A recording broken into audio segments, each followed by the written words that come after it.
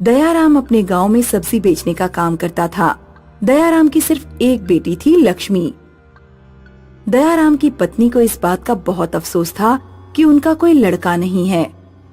लक्ष्मी जब चली जाएगी तो हम दोनों बिल्कुल अकेले पड़ जाएंगे, हमारा घर बिल्कुल वीरान हो जाएगा।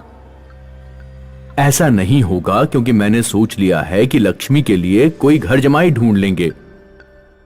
घर जमाई कहाँ से मिलेगा? कोई भी अच्छे घर का लड़का घर जमाई बनने को तैयार नहीं होगा। मैंने एक लड़का देख लिया है, अगर हो सका तो मैं कल तुम्हें उससे मिलवाने लाऊंगा। गांव में मिथुन नाम का एक लड़का अक्सर सब्जी बेचने आया करता था। दयाराम की उससे एक दो बार बात हुई थी। मिथुन बोलचाल में मीठा था, इसलिए अच्छी दुकानदारी कर लेता था। दयाराम ने एक रोज मिथुन को अपने पास बुलाया और उसे अपनी बेटी के बारे में बताया। अंकल जी, मैंने आपकी बेटी को देखा है, लेकिन शादी से पहले मैं उससे मिलना चाहता हूँ। ठीक है, तुम घर चलो, मैं तुम्हें लक्ष्मी से मिलवा देता हूँ, लेकिन एक बात याद रहे, शादी के बाद लक्ष्मी कहीं नहीं जाएगी, तुम्हें ही हमारे घर पर रहना पड़ेगा। मिथुन दयाराम के घर पहुंचा तो दयाराम की पत्नी ने मिथुन से उसके परिवार और गांव के बारे में पूछा। मैं बचपन से अनाथ हूँ, मेरा ना कोई गांव है और ना कोई परिवार है। लक्ष्मी और मिथुन की शादी हो गई। दयाराम को लगा जैसे उसका परिवार पूरा हो गया, लेकिन शादी होने के बाद लक्ष्मी को मिथुन की कुछ अजीब आदतों के बारे में पता चला। मिथुन अक्सर रात में बिस्तर से गायब हो जाता था। ये कहाँ चले गए? मिथुन, कहाँ हो तुम? सुबह जब लक्ष्मी उठती तो मिथुन बिस्तर पर ही मिलता। एक रात जब लक्ष्मी की आंख खुली तो मिथुन बिस्तर पर नहीं था। लक्ष्मी उठकर उसे पूरे घर में ढूंढने लगी।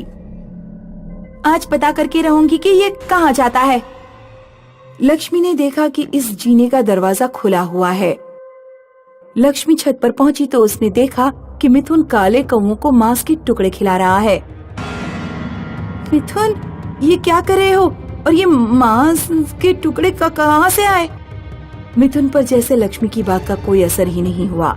लक्ष्मी ने मिथुन को पकड़कर हिलाया। मिथुन, क्या तुम मुझे सुन रहे हो? पागल तो नहीं हो गए? नीचे चलो। मिथुन ने लक्ष्मी को जोर का धक्का दे दिया और भयानक आवाज में बोला, दिखाई नहीं दे रहा है?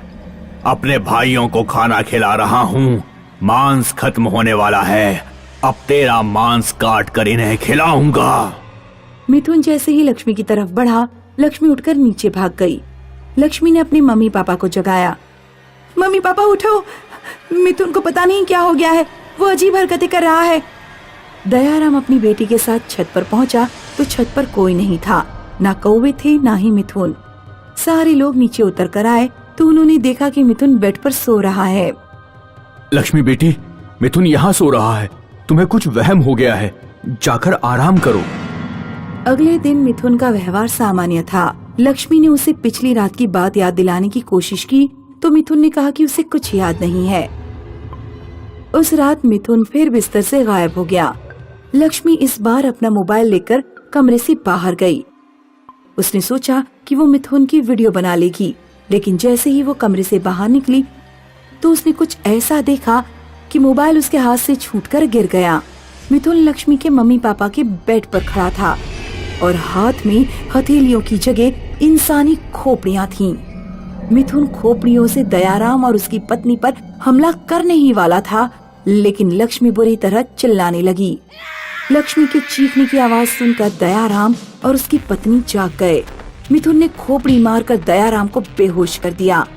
इससे पहले कि मिथुन लक्ष्मी की मां को बेहोश करता, लक्ष्मी ने पीछे से डंडा मारकर मिथुन को बेहोश कर दिया। लक्ष्मी ने दयाराम के मुंह पर छींटे मारे तो दयाराम को होश आया। फिर उन सब ने मिलकर मिथुन के हाथ पैर बांध दिए। केसरी खान को बुलाओ, कुछ भूत प्रेत का चक्कर लग रहा है। अगर मुझे ये पहले पता होता कि इस लड़के के साथ कोई समस्या है तो मैं कभी इसकी शादी लक्ष्मी से नहीं करता। केसरी खान एक नंबर का ठग है। जो हो चुका उस पर बहस करना बेकार है। जैसा भी है आखिर है तो दामाद ही ना हमारा। केसरी खान के अलावा हमारे गांव में कोई तांत्रिक नहीं है। उसे बुला कर लाओ, जल्दी करो। दयाराम तांत्रिक केसरी खान को अपने घर लेकर आया। तांत्रिक ने जैसे ही अपनी भस्म मिथुन के मुंह पर मारी, मिथुन को होश आ गया। वो किसी अजीब भाषा में कुछ बकने लगा। कुछ देर बकने के बाद मिथुन फिर बेहोश हो गया। इस लड़के के शरीर में एक शैतानी रूह का प्रवेश है। शैतान अपनी औलाद चाहता है, इसलिए उसने तुम्हारी बेटी से शादी की है। शैतान को मिथुन के शरीर से निकालने का कोई उपाय नहीं है क्या? उपाय है, लेकिन समस्या ये है कि शैतान इस लड़के के शरीर में बचपन से रह रहा है। अगर इसके शरीर से शैतान को निकाल दिया गया तो ये लड़का अपनी पिछली जिंदगी भूल जाएगा। कहा नहीं जा सकता कि फिर ये तुम्हारी बेटी को अपनी पत्नी के रूप में स्वीकार करेगा या नहीं करेगा।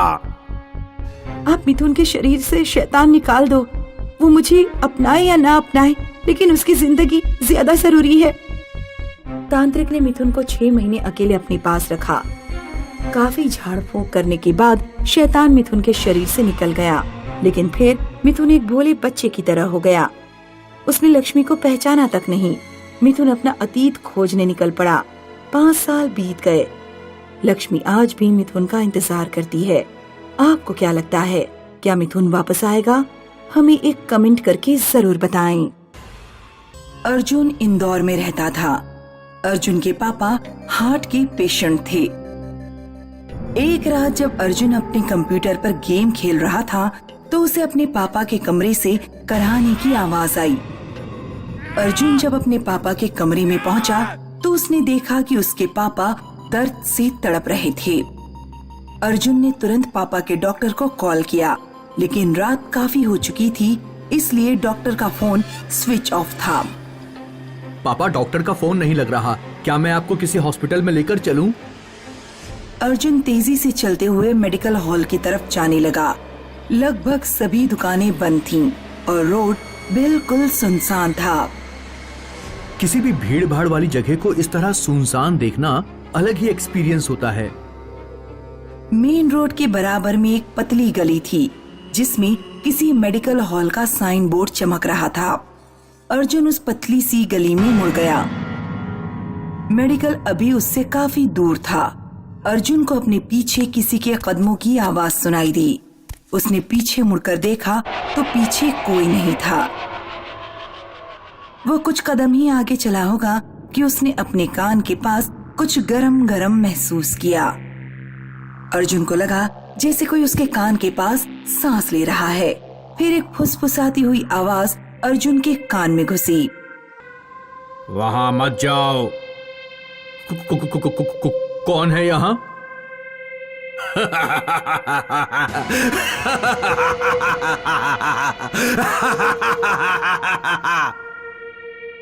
अर्जुन ने भागना शुरू कर दिया और वो जाकर सीधे मेडिकल पर रुका।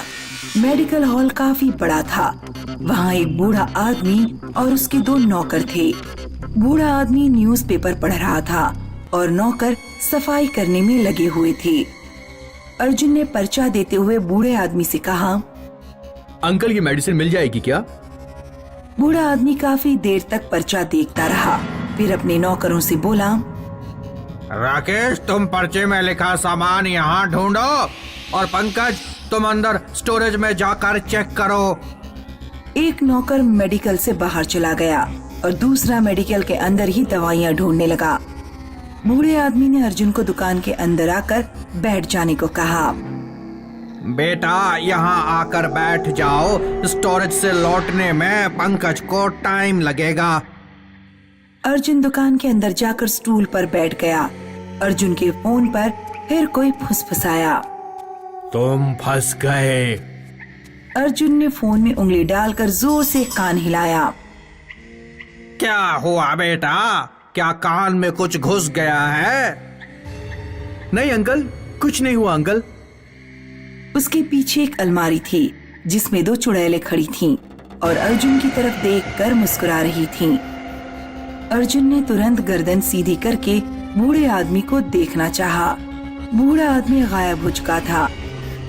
अर्जुन स्टूल से उठा और मेडिकल से बाहर भागा, लेकिन नौकर ने अर्जुन का रास्ता रोक लिया। नौकर की शक्ल भयानक हो चुकी थी और उसके हाथ में लंबा खंजर था। नौकर ने मेडिकल हॉल का शटर गिरा दिया और खंजर लेकर अर्जुन की तरफ बढ़ने लगा। पीछे से चुड़ैलें अलमारी से निकल आईं और अर्जुन की तरफ बढ़ने लगी। मुझे जाने दो, मुझे मत मारो, कोई बचाओ मुझे। तभी अचानक किसी ने शटर उठा दिया। चुड़ैल और भूत का ध्यान उस आदमी की तरफ चला गया जिसने शटर उठाया था। अर्जुन ने उस आदमी को देखते ही पहचान लिया। वे अर्जुन के पापा के दोस्त विक्रम अंकल थे। विक्रम अंकल अपने साथ गंगा जल लेकर आए थे। चुड़ैलें और भूत जब विक्रम की तरफ बढ़े तो उन्होंने गंगा जल हाथ में लेकर चुड़ैल और भूत पर छिड़क दिया। दोनों जलकर राख हो गए। विक्रम अंकल अर्जुन को गली से बाहर निकालकर सड़क पर ले आए। अंकल, आपको कैसे पता लगा कि मैं यहाँ पर हूँ? तुम्हारे पापा ने मुझे फोन किया था। तुम अपना मोबाइल घबराहट में घर में ही भूल गए थे। तुम्हारे पापा को जिसका डर था वही हुआ। जब तुम्हारे पापा ने तुम्हें दवा लेने भेज दिया तब उन्हें ध्यान आया कि मार्केट में सिर्फ एक ही मेडिकल हॉल पड़ता है जिस पर भूत प्रेत भटकते हैं। जब हम लोग तुम्हारे बराबर थे और स्कूल में पढ़ा करते थे तो यहाँ एक मेडिकल हॉल असलियत में हुआ करता था। अनिल गुप्ता नाम का आदमी मेडिकल हॉल चलाया करता था। किसी पारिवारिक कारण से उसने और उसके पूरे परिवार ने आत्महत्या कर ली। उसके दो पुराने वफादार नौकर जो कई वर्षों से मेडिकल पर काम करते थे अपने मालिक के मरने का गम बर्दाश्त नहीं कर पाए और वे भी मर गए। उस समय सभी लोगों को उनकी मौत पर बहुत आश्चर्य हुआ। उन्हीं लोगों की आत्माएं आज भी भटकती हैं। आगे एक और मेडिकल हॉल है, मैं तुम्हें वहां ले चलता हूँ और आगे भी कभी भी आना हो तो उसी मेडिकल पर जाना, यहाँ मत आना। ये पतली गली हमेशा सुनसान रहती है। उस रात अर्जुन घर लौटा तो उसने डिसाइड किया कि वो लाइब्रेरी जाकर पुरानी न्यूज़पेपर निकलवाएगा और अनिल गुप्ता और उसके परिवार की मौत का कारण पता करेगा।